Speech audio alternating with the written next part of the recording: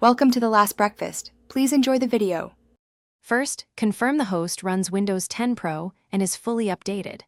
Open Settings, search Remote Desktop, and toggle Enable Remote Desktop on. Add specific user accounts that will connect and confirm they have passwords set. Open Windows Defender Firewall and allow the app Remote Desktop, or open port 3389 inbound for TCP. Check the host IP address in Settings or with ipconfig. Write down the computer name and IP address for later connection attempts.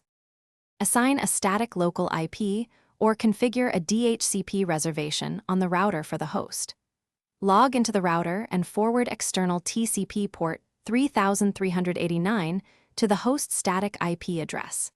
If you worry about security, change the external port to a high number and forward it to internal 3389. Optionally set up a dynamic DNS name if your ISP changes your external IP frequently.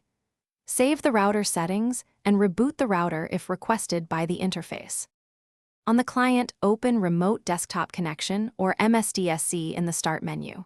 Enter the host IP address or host name, append a colon and port if you changed the external port.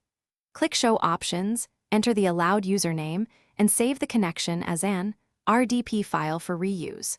Verify network level authentication is enabled on both ends for stronger security.